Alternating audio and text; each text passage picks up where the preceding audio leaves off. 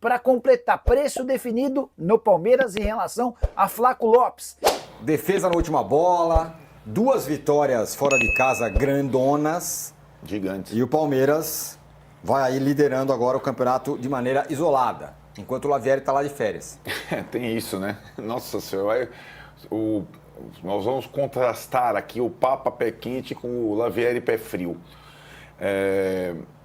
De fato, o Palmeiras vai, aos poucos, ainda sem jogar em grande nível, ainda sem os principais jogadores atingirem o nível máximo, vencendo, pontuando o campeonato no ano em que ele montou o time mais forte do país, mas com algumas sobras. Eu acho que essa percepção ainda não foi digerida por quem analisa o futebol brasileiro. O Palmeiras montou o time mais forte do Brasil na temporada com sobras, investiu para isso. O Botafogo ano passado fez isso. O Palmeiras repetiu a estratégia desde o começo do ano, né?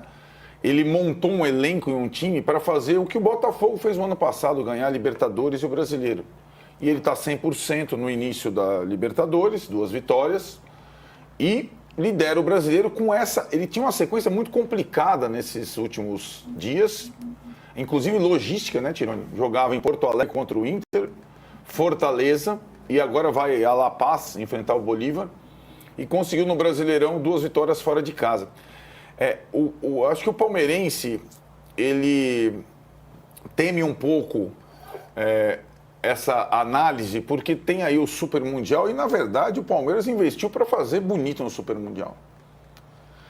Se não der para ganhar o Mundial, já com tantos europeus, que o Palmeiras possa brigar pela dupla coroa, coisa que o Flamengo conseguiu com o Jorge Jesus e o Botafogo conseguiu ano passado repetir com o Arthur Jorge. É a mesma estratégia, né?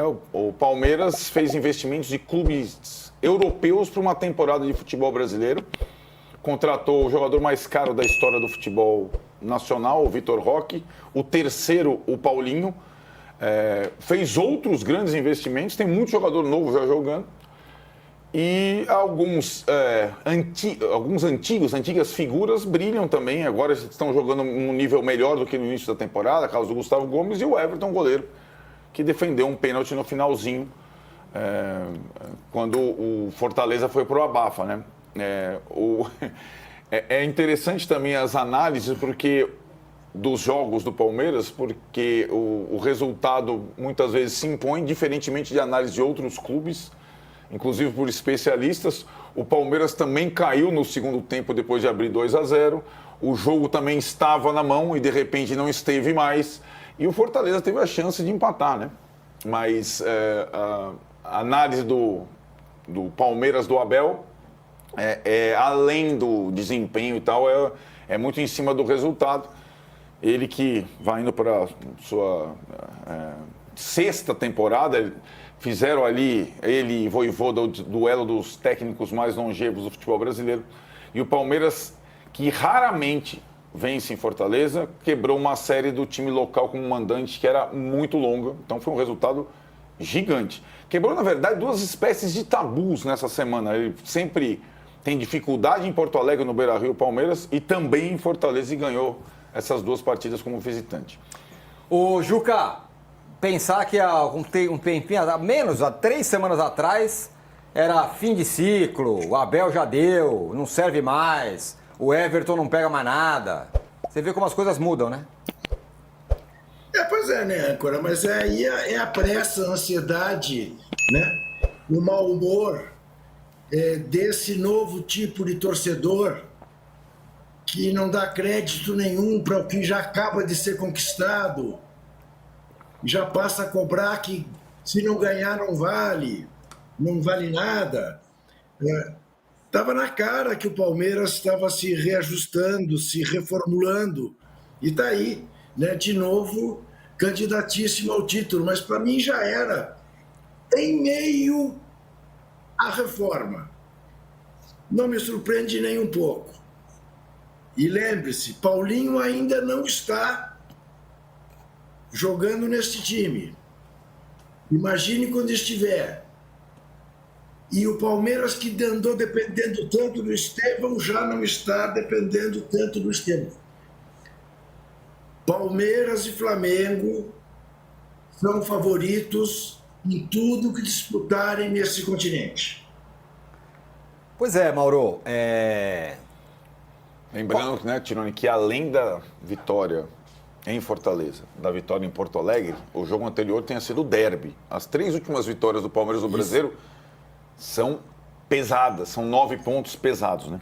Exato, é isso que eu ia falar, né, Mauro? São três vitórias seguidas grandonas, né? Mas tem que falar do jogo também, né? O Arnaldo falou, passando, acho que ele tem que se aprofundar.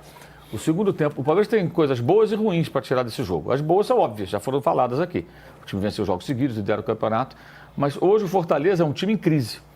Se você quer ganhar do Fortaleza, vá agora a Fortaleza. É a hora de ganhar. Você vê que nem o anel de cima do Estádio Castelão foi aberto, porque só para a torcida visitante, porque não havia nem interesse do torcedor num jogo contra o Palmeiras, que é um negócio meio bizarro. Geralmente os públicos são bons nos jogos do Fortaleza contra essas equipes de maior destaque no futebol nacional. Teve o torcedor dando dura no Davi Luiz no aeroporto, o Vojvoda questiona. O Fortaleza está em crise técnica, o negócio está complicado. É hora de ganhar. Quando o Flávio Lopes faz 2-0, aliás, triste, né, o Davi Luiz naquela jogada, né? Agora tenha salvado a bola em cima da linha, que horror. Ele não conseguiu nem mexer a perna para tentar bloquear o chute do argentino. Assim, uma passividade, uma incapacidade de dar um combate, e estava na jogada. Nem parecia um profissional marcando um atacante profissional. O Flaco fez o gol, eu pensei, agora vai ser parecido com o jogo do Racing. O jogo Fortaleza e Racing. O Fortaleza é um time reativo e não sabe jogar, em geral, não sabe jogar tendo a posse de bola com o adversário quando ele se fecha. O Palmeiras se fechou e simplesmente o Fortaleza fez um gol e não empatou porque perdeu um pênalti no minuto derradeiro. Então, um jogo que era para o Palmeiras ter vencido com mais facilidade. Eu acho que essa é a parte que cabe internamente o Palmeiras tentar entender o que aconteceu. Porque o jogo ontem era para ter vencido mais tranquilamente, não com o goleiro salvando na última bola. Então, esse é o aspecto, é o copo meio vazio de uma rodada de copo cheíssimo pela classificação e pela sequência de vitórias, né? E vale também registrar que o Vitor Roque já tem aí quase 5 jogos completos, se você somar todos os minutos em campo, e não fez gol ainda. E o Flaco, que era o patinho feio, que o técnico parece que não gostava muito e tudo, ele chegou a criticar, né? Fez 22 gols no ano passado, fez o gol da vitória ontem. Quer dizer, o Palmeiras sempre teve um centroavante. Tudo bem, quer ter mais um, está com dinheiro, quer comprar, por problema nenhum. Mas eu acho que esse jogador sempre foi muito subestimado. Não é um atacante espetacular, sensacional, não vai para a seleção da Argentina, pelo menos por enquanto, nada disso. Mas faz gol, né? O cara mete gol, cara. O cara faz 22 gols num ano. Não é uma marca ruim, é uma boa marca, né? Uma boa marca. E ontem ele fez o gol da vitória do Palmeiras, que eu acho que passou um susto desnecessário.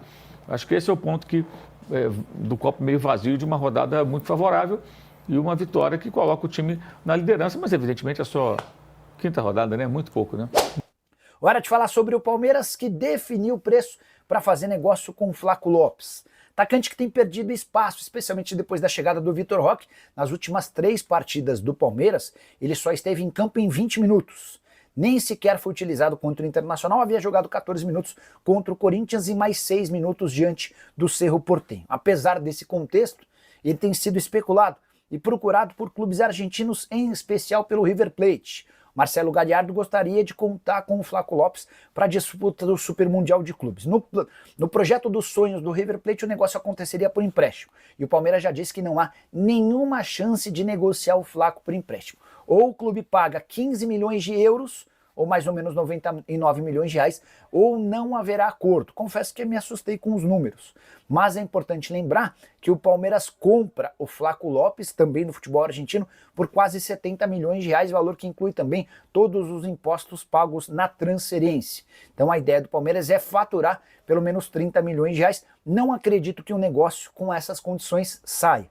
E vou dizer mais, se o Palmeiras tivesse uma oferta próxima de 60, 50 milhões de reais, talvez valesse a pena fazer negócio. Mesmo levando em consideração que o Flaco tem só 24 anos de idade, me parece estar distante de alguém que vai fazer sucesso no futebol brasileiro. Temporada atual de 17 jogos, 5 gols e 3 assistências. Gostaria de perguntar para você, você confia no Flaco Lopes? Entende que ele pode ser uma boa opção?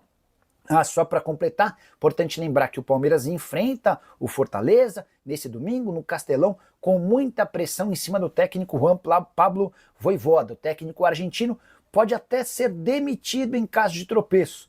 Essa pressão já existiu em vários momentos da longa e vitoriosa passagem do Vojvoda, mas nesse momento a relação até entre comissão técnica e jogadores já não é das melhores. E aí, torcedor palmeirense, gostou do vídeo? Então não se esqueça de deixar o seu like, porque isso ajuda demais o nosso canal a crescer e levar as notícias do Verdão para ainda mais pessoas. Aproveite também para se inscrever no canal e ativar o sininho das notificações para não perder nenhum conteúdo sobre o Palmeiras. Aqui você fica por dentro de tudo, contratações, bastidores e as novidades do nosso time de coração. Deixe seu comentário aqui embaixo falando o que achou do vídeo e compartilhe com seus amigos palmeirenses. Vamos juntos fortalecer essa comunidade. Obrigado pela sua companhia e até o próximo Giro de Notícias do Palmeiras. Avante palestra! Forte abraço!